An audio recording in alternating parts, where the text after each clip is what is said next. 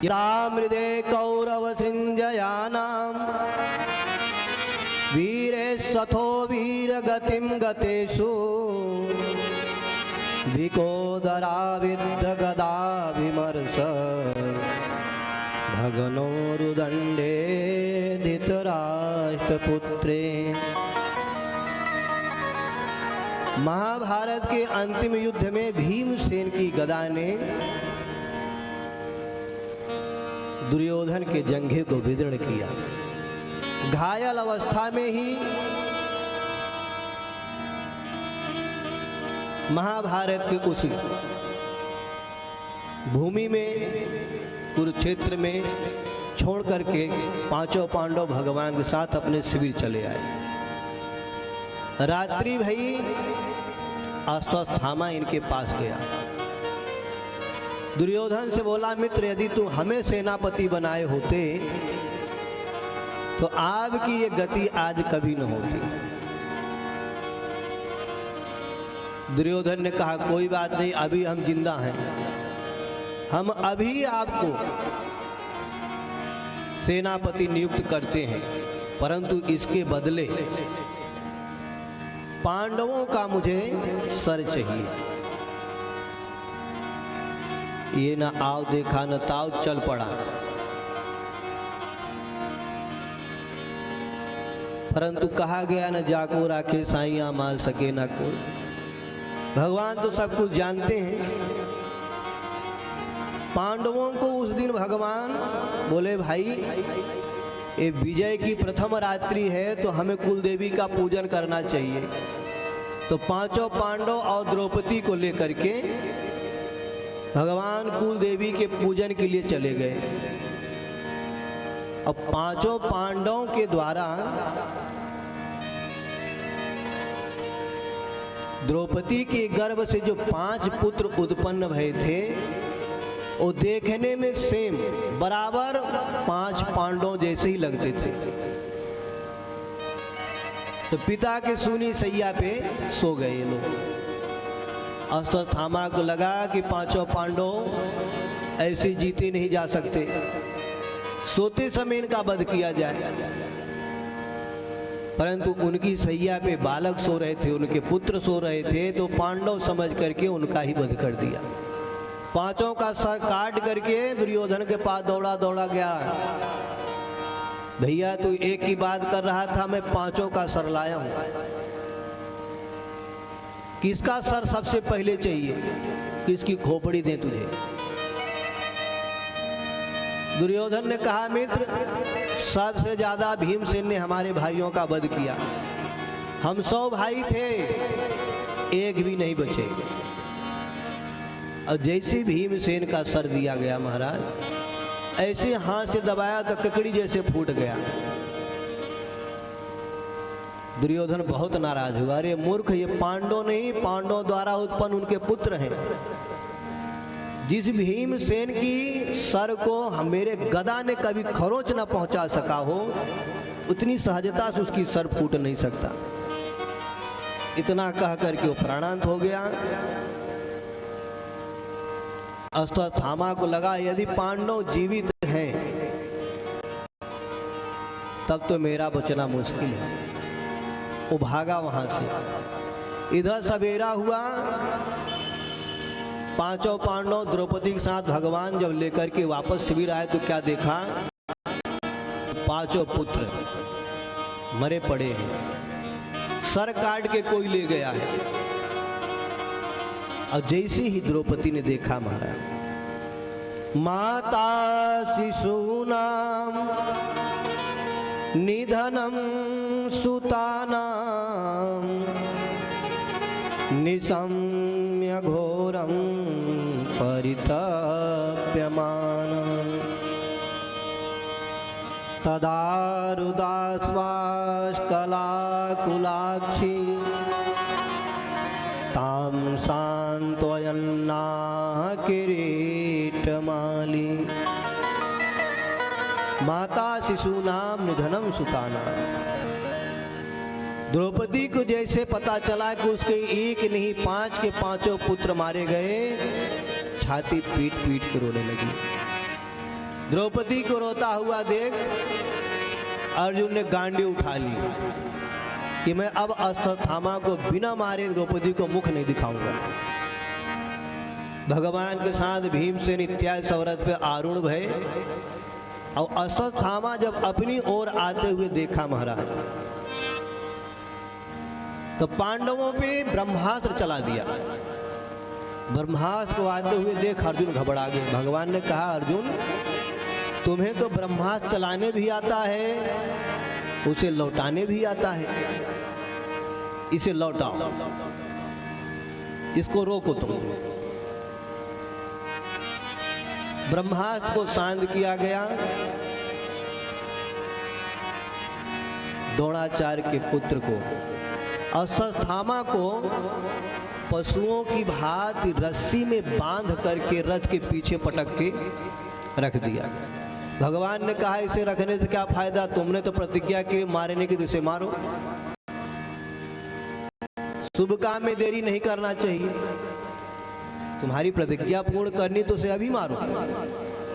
अर्जुन ने कहा सरकार द्रौपदी के सामने हमने प्रतिज्ञा ली तो उसी के सामने मारूंगा। भगवान ने कहा जैसी तुम्हारी इच्छा। और जैसी ले आए महाराज, द्रौपदी ने जैसे देखा कि पशुओं की भांति रस्सी में बंधा हुआ अश्वत्थामा भूख और प्यास से तड़प रहा है, तो जो द्रौपदी अपने पांचों पुत्रों को गोद में रख करके सो रही थी, उस शव को छोड़ के, पुत्रों को छोड़ करके मुच्यताम मुच्यताम सह ब्राह्मणों नितराम गुरु। क्या कर रहे हो महाराज? लोगों की आंखें फटी की फटी रह गई। क्या देखा कि जो द्रौपदी अभी छाती पीट पीट के रो रही थी, जिन पुत्रों को मारा था, जिसने मारा था, जो पशुओं की भांति रस्सी से बंधा पड़ा है, उसकी रस्सी को स्वयं अपने हाथों से खोल रही है।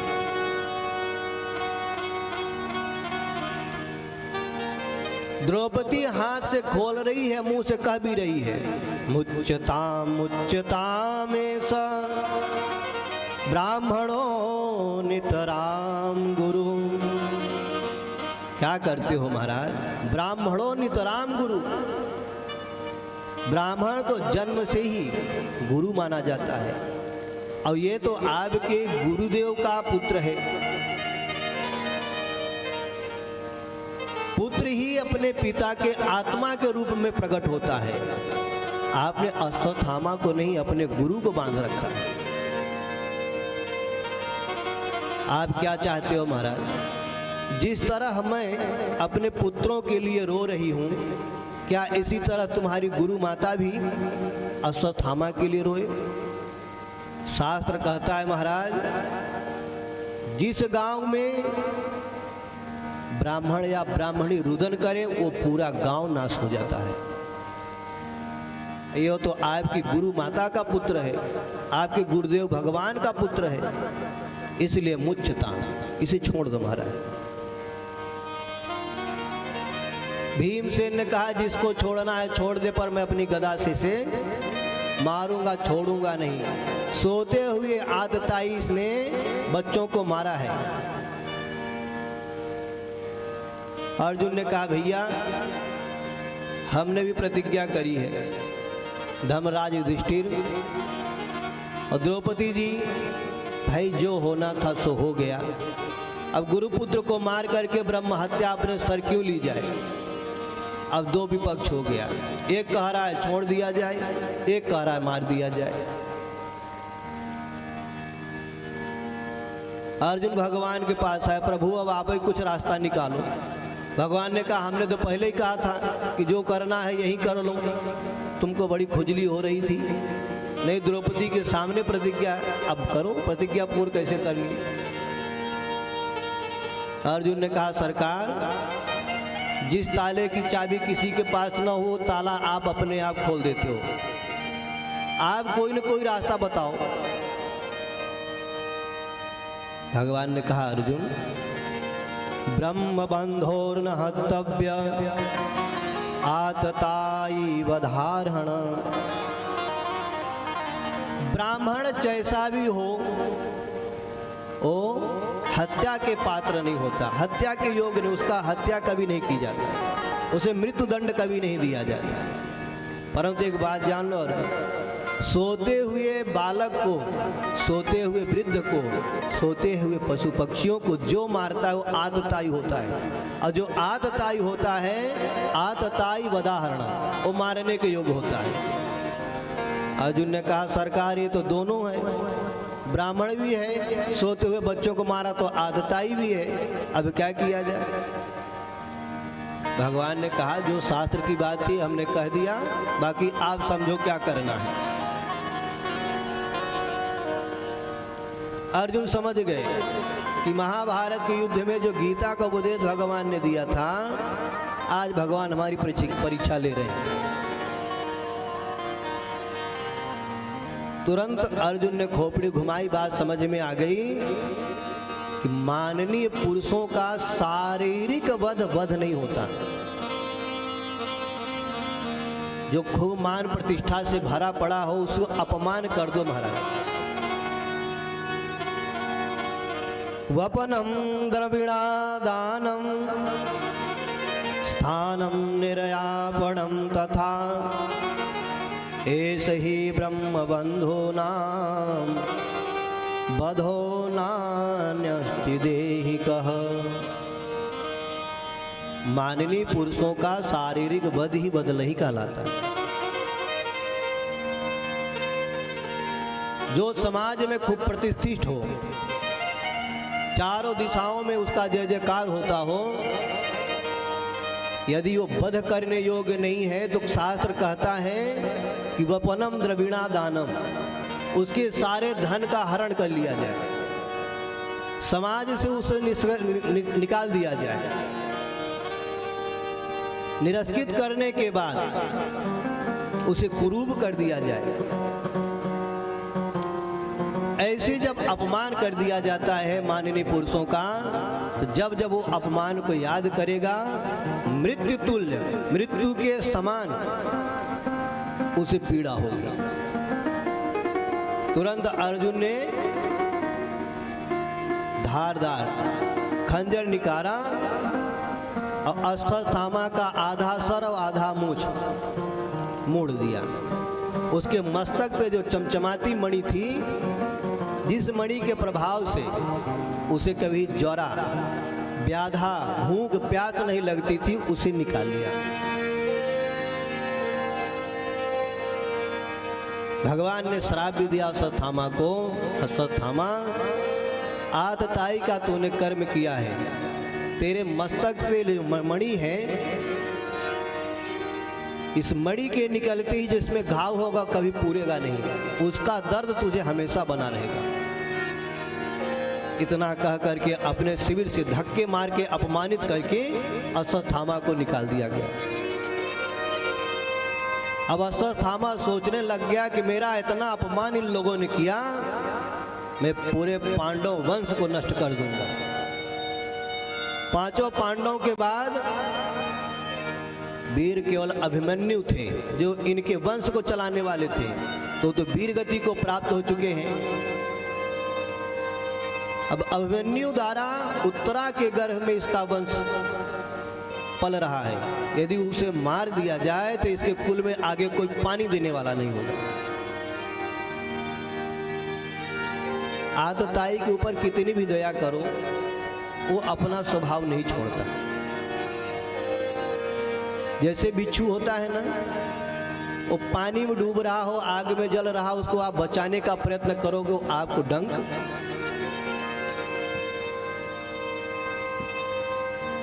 सोचने वाली बात है, अश्वत्थामा को अर्जुन वध करने जा रहे थे, द्रौपदी और धर्मराज युधिष्ठिर ने छोड़ा दिया। छोड़ाने के बाद उसने क्या किया कि पुनः ब्रह्मास्त्र को लेकर के उत्तरा के गर्भ में छोड़ दिया। जब उत्तरा जी ने अपने गर्भ को भयभीत होते हुए, ब्रह्मास्त्र को आते हुए देखा, तो समझ गई कि इस ब्रह्मास्त्र से कोई बचा नहीं सकता।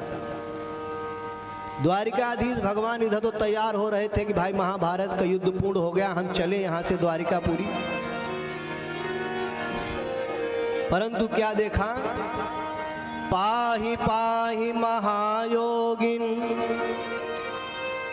देव देव जगत्पते ना अन्यं तदभयं पश्ये यत्र मृत्यु परस्पर। ब्रह्मास्त्र को रोकने वाले गांडीवधारी अर्जुन खड़े हैं। पांचों पांडव, पूरा समाज भगवान की विदाई के लिए खड़ा है। परंतु उत्तरा जी वो गलती नहीं की जो उनकी सास ने की थी। जब द्रौपदी के ऊपर आपदा विपदा आई, जब द्रौपदी को लग्न किया जा रहा था, तो वो सबको, भरे समाज में जितने थे सबको पैर पड़ी, सबकी तरफ दौड़ी, पर किसी ने रक्षा नहीं करी। परंतु ये गलती उत्तरा जी ने नहीं किया। भगवान वस्तु के भूखे नहीं है। भगवान तो कहते एक बार हृदय से जो मेरा हो जाए, मैं सदा सदा के लिए उसका हो जाता हूं। उत्तरा जी जानती हैं, यदि मैं अर्जुन के पास, भीम के पास, नकुल के पास, सहदेव के पास, अन्य किसी के पास दौड़ूंगी तो ब्रह्मास्त्र मुझे छोड़ने वाला, यदि ब्रह्मास्त्र से कोई रक्षा करने वाला है तो केवल द्वारिकाधीश। पाहि पाहि महायोगिन, पाहि माम करते हुए उत्तरा जी भगवान के चरणों में जागी पड़ी। भगवान ने जब उत्तरा को अपने चरणों में गिरा देखा तो भगवान गदगद हो गया। भगवान ने सोचा कि देखो, ब्रह्मास्त्र को रोकने वाला अर्जुन गांडीवधारी हमारे पास खड़ा है, ससुर के पास नहीं गई, इसका मतलब शरणागति इसका पक्का है। भगवान शरणागति से बहुत जल्दी रिझते हैं। हो जब कोई नहीं आता, जब कोई नहीं आता, मेरे श्याम आते हैं। मेरे दुख के, मेरे दुख के, मेरे दुख के दिनों में वो बड़े काम आते हैं। मेरे दुख के दिनों में वो बड़े काम आते हैं। जब कोई नहीं आता, जब कोई नहीं आता, मेरे श्याम आते हैं। जब कोई नहीं आता, मेरे श्याम आते हैं। मेरे दुख के, मेरे दुख के, मेरे दुख के दिनों में वो बड़े काम आते हैं। मेरे दुख के दिनों में वो बड़े काम आते हैं।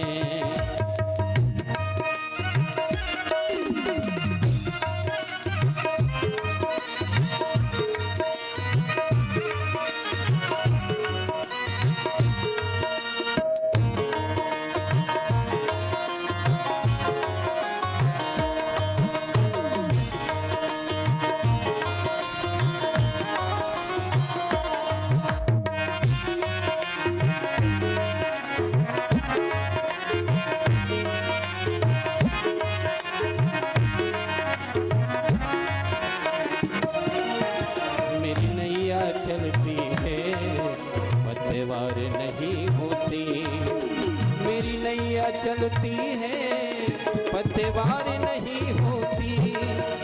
मेरी नैया चलती है पतवार नहीं होती।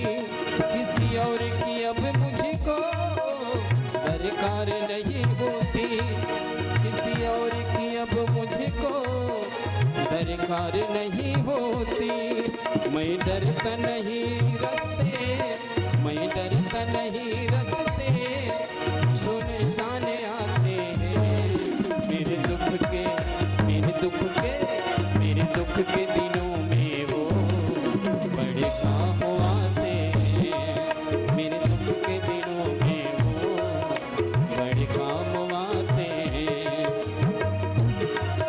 जब कोई नहीं आता, जब कोई नहीं आता, मेरे श्याम आते हैं। मेरे दुख के दिनों में वो बड़े काम आते हैं। मेरे दुख के दिनों में वो बड़े काम आते हैं।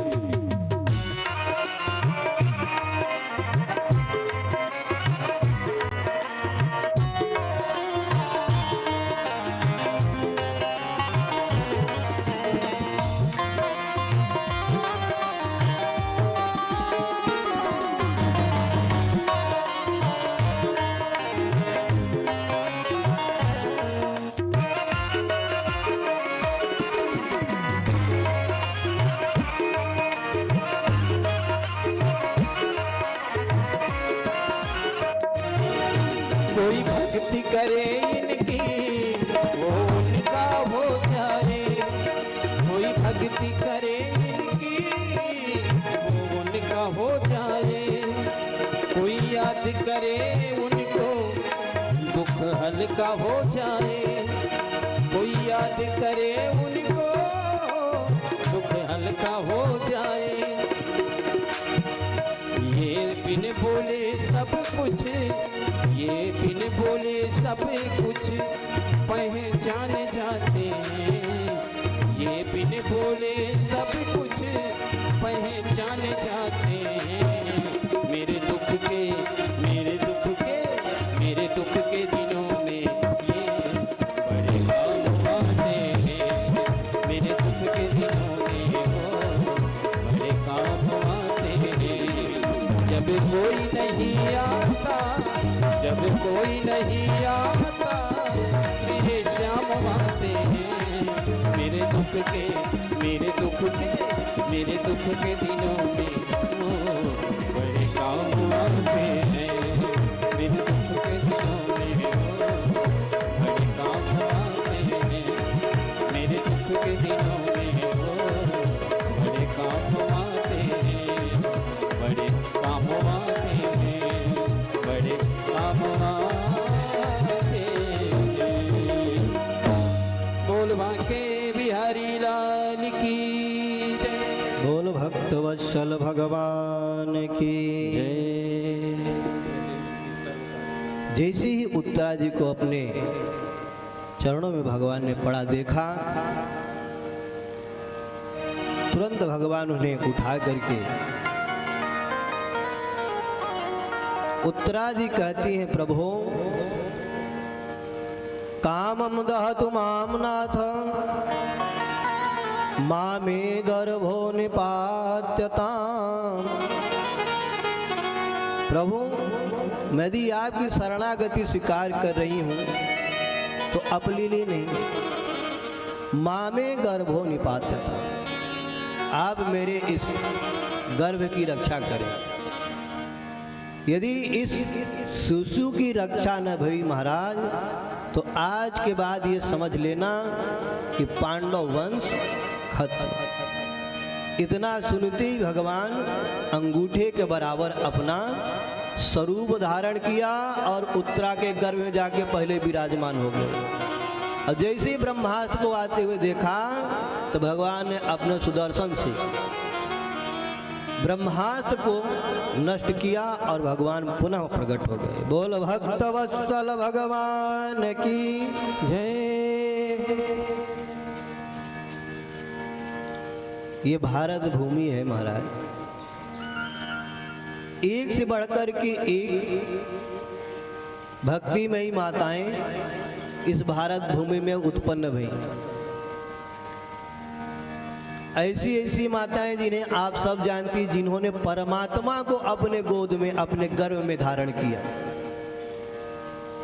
परंतु उन सबको भी पीछे छोड़ दिया उत्तरा जी ने। उत्तरा जी के सौभाग्य की जितनी सराहना की जाए उतनी कम है। भक्तिमयी माताओं ने मर्यादा पुरुषोत्तम श्री राम जी को, लीला पुरुषोत्तम श्री कृष्ण जी को अपने गर्भ में धारण किया, परंतु आज उत्तरा जी ने भक्त और भगवान दोनों को अपने गर्भ में धारण किया। बोल भक्तवत्सल भगवान की जय। भगवान जब दोबारा प्रकट भये, पूरी सभा